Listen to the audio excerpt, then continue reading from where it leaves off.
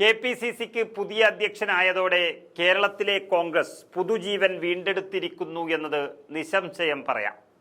Sitting MLA. ആയിരുന്ന ടീച്ചറമ്മ എന്ന K ശൈലജയെ കണ്ണൂരിന്റെ കിഴക്കൻ മണ്ണിൽ പേരാവൂരിൽ തകർത്തെറിഞ്ഞുകൊണ്ടാണ് അഡ്വക്കേറ്റ് സണ്ണി ജോസഫ് കേരള നിയമസഭയിലേക്ക് ആദ്യമായി എത്തുന്നത് 2011. അതിനുശേഷം തോൽവി എന്താണെന്ന് അദ്ദേഹം അറിഞ്ഞിരുന്നില്ല. ഹാട്രിക് വിജയം നേടിയപ്പോഴും അമിതാവേശത്തിൽ മതിമറക്കുകയോ ആലസ്യത്തിൽ അമർന്നു പോകുകയോ ചെയ്തിട്ടില്ല ഈ നിലപാടിന്റെ കാവൽക്കാരൻ. CPM-ന്റെ തീതുപ്പുന്ന അക്രമ രാഷ്ട്രീയത്തിൽ കണ്ണൂരിലെ കോൺഗ്രസിനെ സുധാകരനോടൊപ്പം തന്നെ നിന്ന് നയിച്ച നേതാവായിരുന്നു സണ്ണി ജോസഫ്. തന്റെ സംഘടനാ പാടവം പാർട്ടിക്ക് നന്നായി അറിയാമായിരുന്നു എങ്കിലും അത് പുറത്തെടുക്കാനുള്ള അവസരം അദ്ദേഹത്തിന് കുറവായിരുന്നു യഥാർത്ഥത്തിൽ.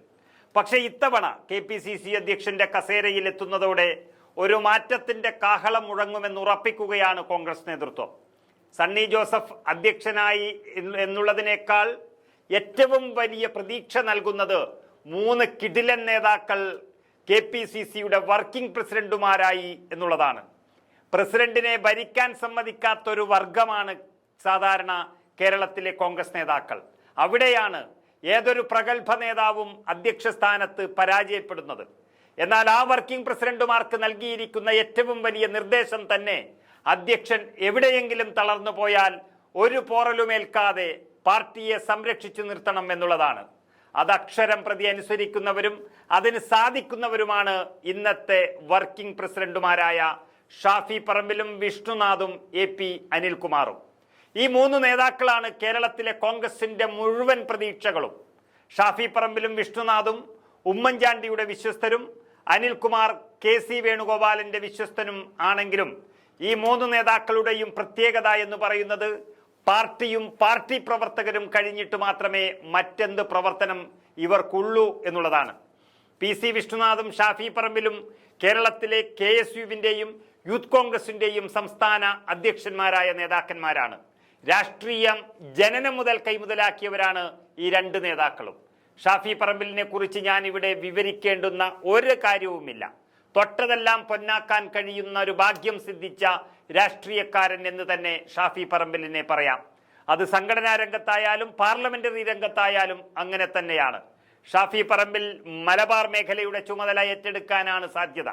അങ്ങനെ വരുമ്പോൾ അദ്ദേഹത്തിന്റെ തന്നെ വടകര ഉൾപ്പെടെയുള്ള ഇടങ്ങളിൽ കോൺഗ്രസിനും UDF-നും നഷ്ടപ്പെട്ടിട്ടുള്ള സീറ്റുകൾ പിടിച്ചെടുക്കാനുള്ള തന്ത്രങ്ങൾ അത് മെനയുന്നതിന്റെ ചുമതല ഷാഫി പറമ്പലിനായിരിക്കും. അത് അദ്ദേഹം വിജയിപ്പിക്കുക തന്നെ ചെയ്യും. അതുപോലെ തന്നെ PC വിഷ്ണുനാഥ് ആദ്യം ചെങ്ങന്നൂരിലും പിന്നീട് കോൺഗ്രസിന് ബാലികേറാമലയായ കുണ്ടറയിലും വിജയിച്ച വിഷ്ണുനാഥ് സംഘടനാ രംഗത്ത് കഴിവ് തെളിയിച്ച നേതാവാണ്. തെക്കൻ കേരളത്തിൽ പാർട്ടിയെ മുന്നോട്ട് നയിക്കാൻ നിയോഗിക്കപ്പെടുന്നതോടെ പ്രവർത്തകർ ഉണ്ടായിട്ടും കോൺഗ്രസിന് സീറ്റ് ലഭിക്കാത്ത തിരുവനന്തപുരം, ആലപ്പുഴ, കൊല്ലം, പത്തനംതിട്ട എന്നീ ജില്ലകളിൽ ഒരു വിപ്ലവകരമായ മാറ്റങ്ങൾ ഉണ്ടാക്കാൻ കഴിയുമെന്നുള്ളതാണ് നേതൃത്വത്തിന്റെ വിശ്വാസം. അത് തന്നെയാണ് വിഷ്ണുനാഥിൽ പ്രവർത്തകരും ഉറപ്പിക്കുന്ന വിശ്വാസം. അതുപോലെ കോൺഗ്രസിന്റെ രാഷ്ട്രീയകാര്യ സമിതി അംഗം കൂടിയായ AP അനിൽകുമാർ മധ്യ കേരളത്തിന്റെ ചുമതല ഏറ്റെടുക്കുന്നതോടെ കേരള കോൺഗ്രസുമായി ഉണ്ടായിരിക്കുന്ന പല അഭിപ്രായ വ്യത്യാസങ്ങളും മാറ്റാനും ഒരു പക്ഷേ മാണി ഗ്രൂപ്പിനെ വീണ്ടും UDF-ൽ കൊണ്ടുവരാൻ രാഹുൽ ഗാന്ധിയെ വരെ ഇടപെടിക്കാനും സാധ്യത ഏറുകയാണ്. നല്ല സംഘാടകനായതുകൊണ്ട് തന്നെയാണ് വരാനിരിക്കുന്ന നിലമ്പൂർ ഉപതെരഞ്ഞെടുപ്പിൽ അനിൽകുമാറിന് ചുമതല നൽകിയിരിക്കുന്നത് കോൺഗ്രസ് നേതൃത്വം. അങ്ങനെ KPCCയുടെ പ്രസിഡന്റ് കരുത്തനായ സണ്ണി ജോസഫ് ആണെങ്കിലും പ്രവർത്തകർക്ക് കൂടുതൽ വിശ്വാസവും പ്രതീക്ഷയും നൽകുന്നത് വർക്കിംഗ് പ്രസിഡന്റുമാരായ ഈ 3 കിടിലൻ നേതാക്കളുടെ നിയമനം തന്നെയാണ്.